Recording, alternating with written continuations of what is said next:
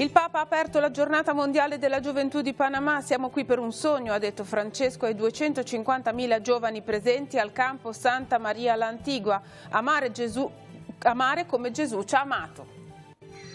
L'entusiasmo dei giovani protagonisti della GMG Panama è un'occasione di relazione, al tempo stesso un luogo dove approfondire le ragioni della fede. Educare alla responsabilità nell'uso del web. Dialogo sul tema dell'utilizzo dei social media ieri sera a Lavagna. È il primo degli appuntamenti in calendario per il mese della pace organizzato da Azione Cattolica. Benedetti dal vescovo diocesano gli spazi della nuova sede della Algo Miraglio nei capannoni di via Selaschi a Levi, trasferite le linee produttive da Coscienti di Ne, impiegati una settantina di lavoratori. AVSI propone la campagna Tende 2019. A Chiavari ci sarà la testimonianza delle suore della Carità dell'Assunzione impegnate nell'assistenza domiciliare gratuita a famiglie e anziani. Buongiorno a tutti, ben ritrovati con la nostra informazione. Quando torneremo a casa manteniamo vivo quel sogno che ci fa fratelli. Dovunque ci troveremo potremo sempre guardare in alto e dire: Signore, insegnami ad amare come tu ci hai amato. Papa Francesco racconta così ai 250.000 giovani in festa nella cinta costiera di Panama, protagonisti della cerimonia di accoglienza della Giornata Mondiale della Gioventù numero 34, il sogno per cui Cristo ha dato la vita, il servizio del Centro Televisivo Vaticano.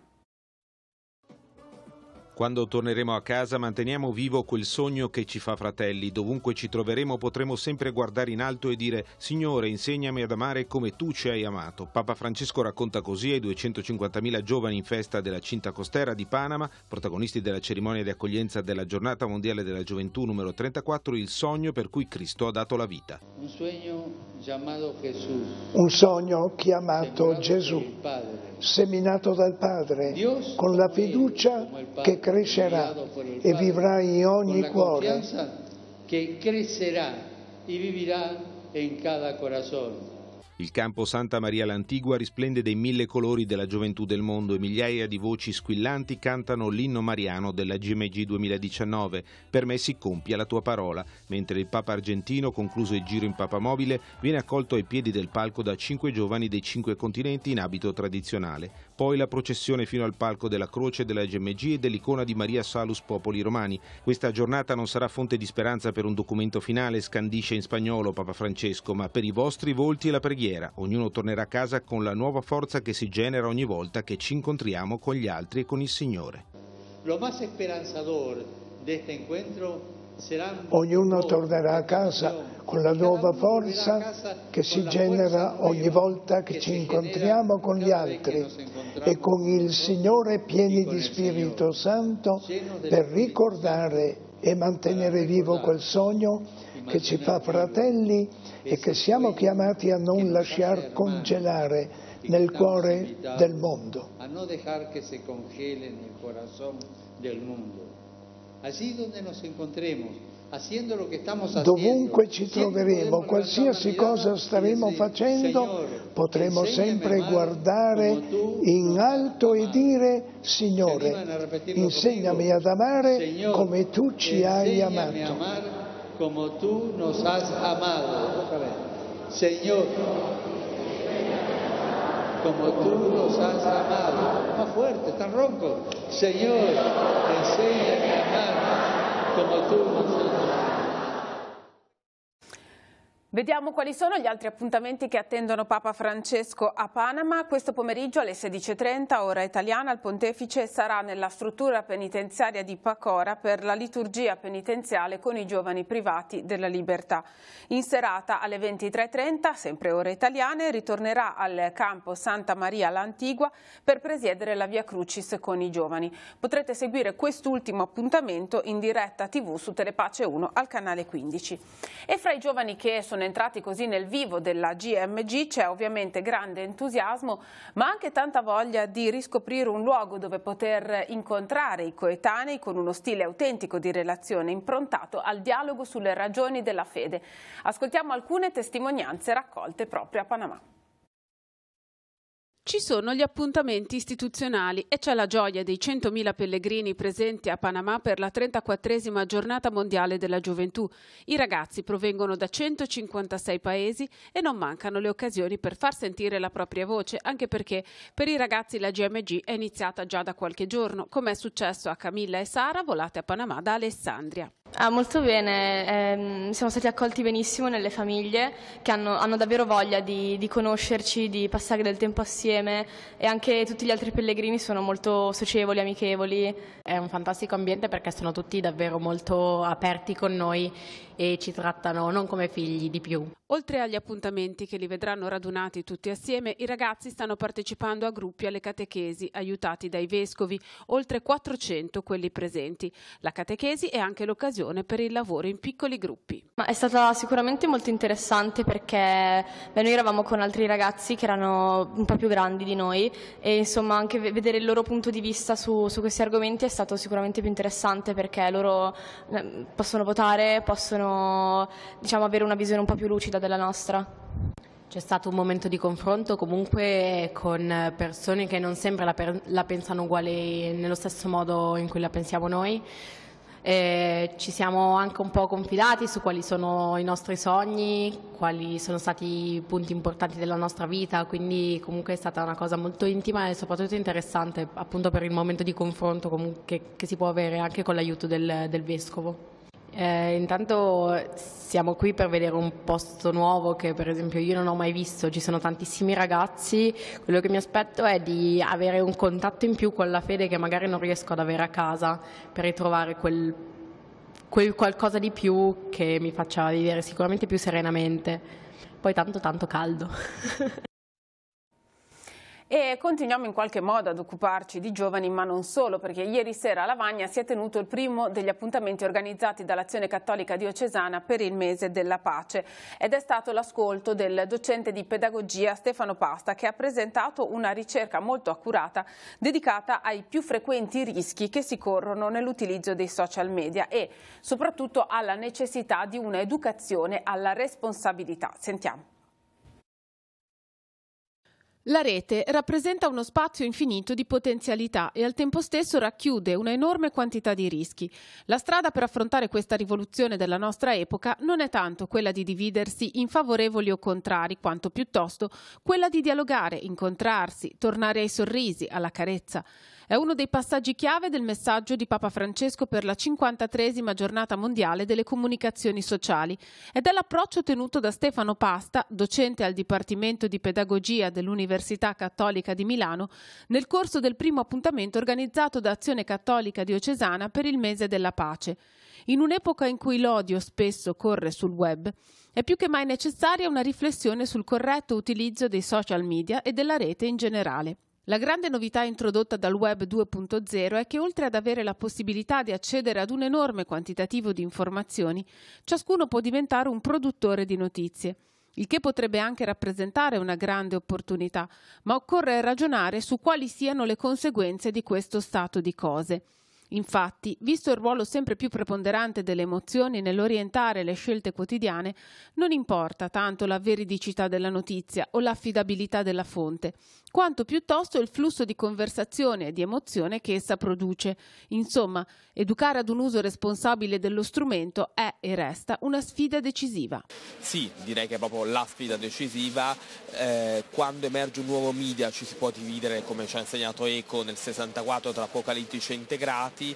All'epoca, nel 64, il nuovo media era la televisione, la risposta educativa è stata educare lo spettatore al pensiero critico. Questo non basta più, è una parte importante, ma oggi abbiamo con lo smartphone e quindi il produttore di notizie che ciascuno di noi è diventato, la sfida importante di educare alla responsabilità, quindi alle conseguenze di ciò che noi produciamo.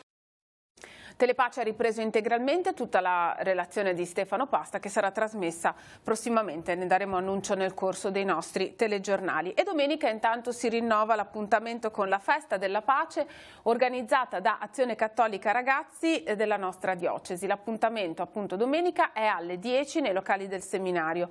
Alle 12 ci si sposterà nella vicina chiesa di San Giovanni Battista, sempre a Chiavari, per la celebrazione della messa, poi la ripresa delle attività e la conclusione attorno alle 16.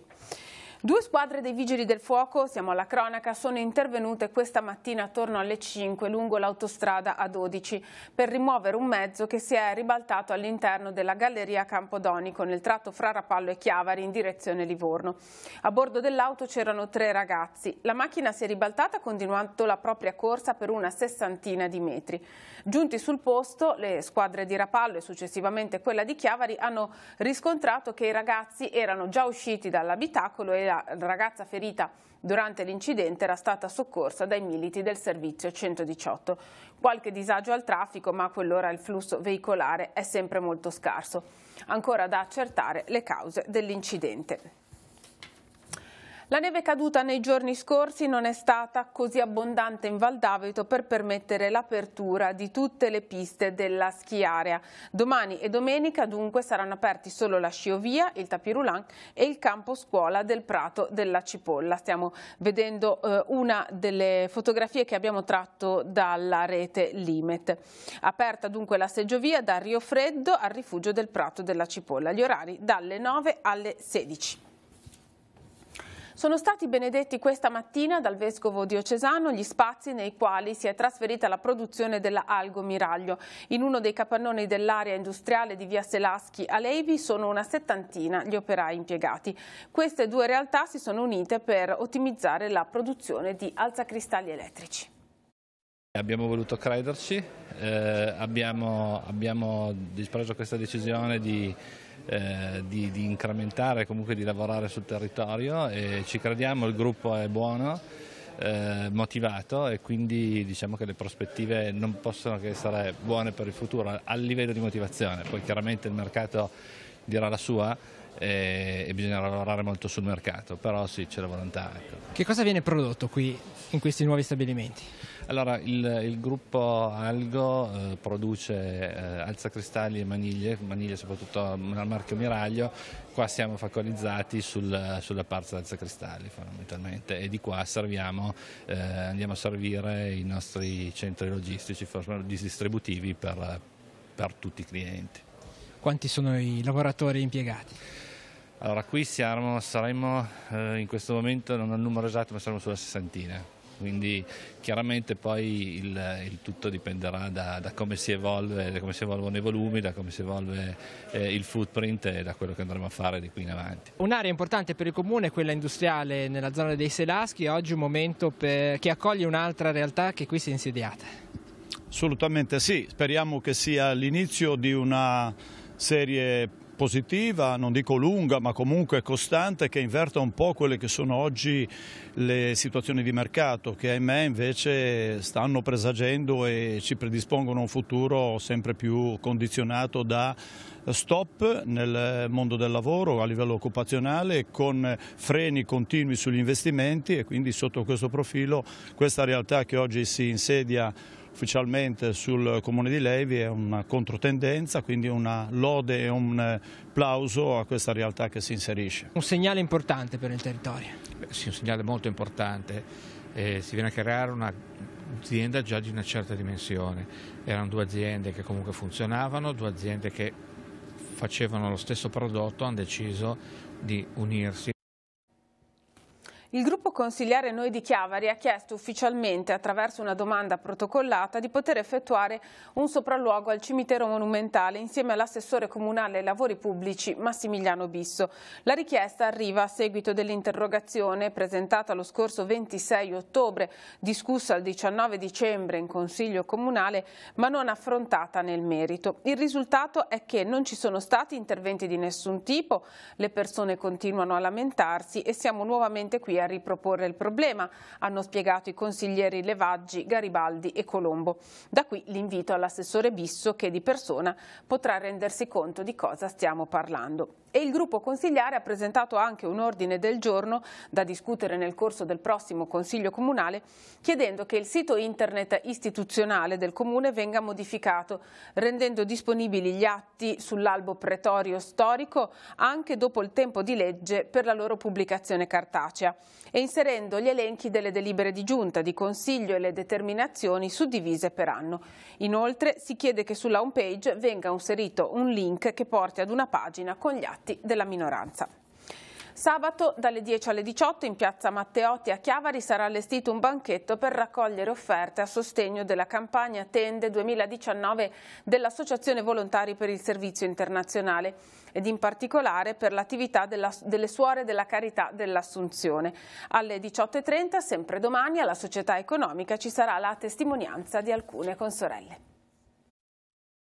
Sotto lo stesso cielo è il titolo della campagna Tende di AVSI per il 2019. Ogni anno l'Associazione Volontari per il Servizio Internazionale, che opera in 31 paesi del mondo con progetti di cooperazione allo sviluppo, promuove una raccolta fondi attraverso la sua rete di sostenitori, indirizzando le risorse raccolte verso alcuni luoghi specifici. Per l'edizione 2019 sono stati scelti progetti di avvio al lavoro in Burundi e Kenya, per l'accoglienza di migranti venezuelani in Brasile, per offrire cure gratuite in Siria e per quel che riguarda l'Italia, per sostenere il lavoro delle Suore della Carità dell'Assunzione, una congregazione religiosa nata in Francia e oggi presente in diverse grandi città italiane, con case nei quartieri periferici e un piccolo nugolo di suore impegnate ad assistere nelle case famiglie in difficoltà. Come a Torino, nel quartiere di Borgo Vittoria, da dove viene Michele, 27 anni, oggi infermiere. Attraverso la loro carità entrano nelle case di ognuno, perché la loro prerogativa è di cercare di rispondere al bisogno della persona e attraverso un'infinità di modi, dal aiutarli a sistemare la casa, a farli da mangiare, piuttosto che tenere bambini e i figli quando non c'è la possibilità di portarli da un'altra parte o di andarli a prendere a scuola. E infatti aiutano anche i bambini e i ragazzi più grandi nello studio. Oppure rispondono al bisogno di cure perché ci sono molte persone malate e alcune di loro sono infermiere e quindi erogano un'assistenza infermieristica domiciliare. Che cosa ti colpiva di loro guardandole quando eri bambino? Quello che mi colpiva era principalmente il loro sguardo che avevano verso le persone, che le guardavano come erano, senza pregiudizi, senza avere troppi pensieri, e rispondevano ai loro bisogni in modo totalmente gratuito e senza volere niente indietro. A Chiavari ci sarà la possibilità di sostenere le suorine, così come le chiamano tutti, nell'arco dell'intera giornata di sabato. Alle 18:30 nei locali della Società Economica sarà possibile ascoltare la loro testimonianza diretta. Sia al mattino che al pomeriggio, però, in piazza Matteotti, ci sarà un banchetto che offrirà informazioni e raccoglierà le offerte. Nel pomeriggio musica, cioccolata e intrattenimento per i bambini. Azione Cattolica, Padri Vincenziani, Movimento Ecclesiale di Impegno Culturale e Società di San Vincenzo de Paoli organizzano un convegno domani alla Sala Quadrivium di Genova dalle 9 alle 13 dedicato ad approfondire la spiritualità, la cultura e l'impegno sociale del venerabile Giorgio La Pira alla luce della sua fede cristiana. Relatori del convegno Padre Luigi Nuovo, il professor Luigi Baldi e l'architetto Giuseppe Milanesi. Parteciperà con una testimonianza Mario Primicerio, presidente della Fondazione Giorgio La Pira. Ora sfogliamo le pagine dei quotidiani in edicola questa mattina, poi ci ritroviamo con tutte le altre notizie. Avvenire titola La legge umana, chiesta l'autorizzazione a procedere per Salvini, il dovere di soccorrere supera le scelte politiche, la Sea-Watch in difficoltà verso l'Italia ma il governo chiude. Per il presunto sequestro dei profughi della Diciotti in tribunale rigetta l'ipotesi di archiviazione. Nella giornata mondiale della comunicazione, anzi nella giornata di San Francesco di Sales, viene reso noto questo messaggio per la giornata mondiale delle comunicazioni. Il Papa invita a tornare al cuore del web, Francesco sia ai social se sono rete che fa comunità. Il Papa intanto è a Panama, oggi incontrerà i ragazzi del carcere minorile, chiedo perdono, l'attesa dell'omicida. Venezuela invece nel caos, i blocchi si schierano, in piazza 26 morti, Russia e Cina stanno con Maduro, Stati Uniti e Unione Europea invece stanno con Guaidó e contro Maduro stesso. E poi da Mazara del Vallo, i pescatori solo in mare, la Marina ci protegga. Vediamo l'articolo all'interno di Avvenire, così la Libia minaccia i pescatori tra le navi al porto di Mazara del Vallo, abbiamo paura, la Marina ci aiuti. Mimmo Asaro è rimasto 6 mesi nelle galere di Tripoli, ormai sono le loro barche a chiamare le motovedette per intimidirci, la situazione ormai è diventata insostenibile. Secolo XIX, sbarco negato, rischio processo per Salvini, fu sequestro e intanto sfida i 5 Stelle, la TAV si deve fare. Genova, il vento blocca il porto, manca il piano antiassedio dei tir, grande polemica in città.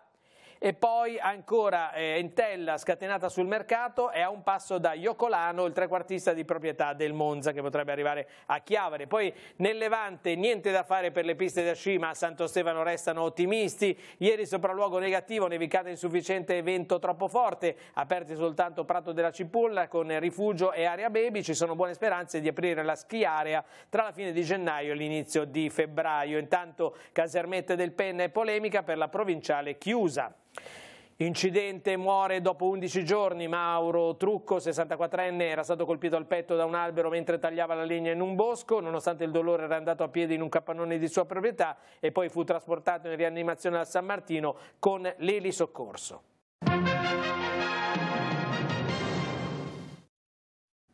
Sarà modificata la circolazione dei treni fra sabato sera e domenica nel nodo di Genova e in particolare dalle 23 di sabato alle 9 di domenica mattina, quando sarà del tutto sospesa tra le stazioni di San Pierdarena e Voltri. Verranno realizzati infatti lavori di manutenzione alla galleria e al binario tra le stazioni di Genova San Pierdarena e Genova Sestri Ponente Aeroporto. Ora andiamo in redazione da Andrea Capitani. Grazie Emanuela, buongiorno a tutti. Andiamo a Rapallo perché c'è attesa per la fiera di San Sebastiano, sospesa lo scorso anno. La manifestazione torna con 400 banchi che verranno allestiti nella sola giornata di domenica. La Polizia Municipale ha diffuso l'avviso relativo alle modifiche che interesseranno la viabilità. Il divieto di sosta con rimozione forzata e divieto di circolazione a tutte le categorie di veicoli nelle aree interessate scatta dalla mezzanotte di sabato, tra il sabato e la domenica, e resterà in vigore fino alle 6 del mattino di lunedì. Saranno queste le vie interessate: lungomare Vittorio Veneto, piazza 4 novembre, via Giustiniani, lungomare Cavalieri di Vittorio Veneto, rotonda Marconi, via Diaz, via Gramsci, ponte Carristri Italia, via Rosselli, piazza Cile, via Torino e ponte Dall'Asta. Divieto di sosta poi nelle stesse ore in via Trieste, nel tratto compreso fra via Rosselli e via della Libertà, e in via Roma nel tratto tra via Rosselli e via della Libertà. La circolazione sarà vietata anche nel tratto terminale di via Boccoleri verso via Rosselli, solo domenica però dalla mezzanotte fino alle 22. Infine divieto di sosta con rimozione forzata dalla mezzanotte di domenica alle 6 del mattino di lunedì in via Dante, in Largo Moro e nel tratto compreso fra Ponte Ricci e Largo Moro, quali aree destinate alla sosta dei veicoli commerciali. È tutta, te la linea. Grazie, prima dello sport ancora un aggiornamento che prendiamo direttamente dal sito istituzionale dell'Istituto Nazionale di Geofisica e Vulcanologia, che ci informa che alle 12:36 si è verificato un terremoto con epicentro ad 1 chilometro a nord-ovest da Recco in provincia di Genova, dunque a poca distanza anche dal nostro territorio. La magnitudo registrata dai sismografi è di 2,2 e l'epicentro è stato rilevato ad una profondità di 14 km. Questo l'aggiornamento dunque ufficiale dal sito dell'INGV. Sport, pallanuoto, doppia sconfitta per le ragazze del Rapallo nei primi 2 incontri della prima fase del gruppo B dell'Euroleague femminile 2019 che si gioca a Košice in Slovacchia. Le ragazze di mister Antonucci nella prima partita disputata ieri sono state sconfitte di misura dalle ungheresi del Dunajavaros per 9-8. Ben più pesante il divario della seconda partita disputata questa mattina. Le gialloblu sono state sconfitte dalle spagnole dell'Astra Paul Sabadell. Il Rapallo pallanuoto affronterà domani, sabato 26 gennaio, le padrone di casa dell'Olimpia Košice alle 19:30. Domenica 27 alle 10, gialloblu in vasca contro il Vuljak Meni. Terminiamo così questa edizione di TV Gli Oggi, la prossima alle 19:15. La nostra informazione continua sul sito internet teleradiopace.com e al canale 187 Telepace News. Grazie per averci seguito, buon pomeriggio a tutti.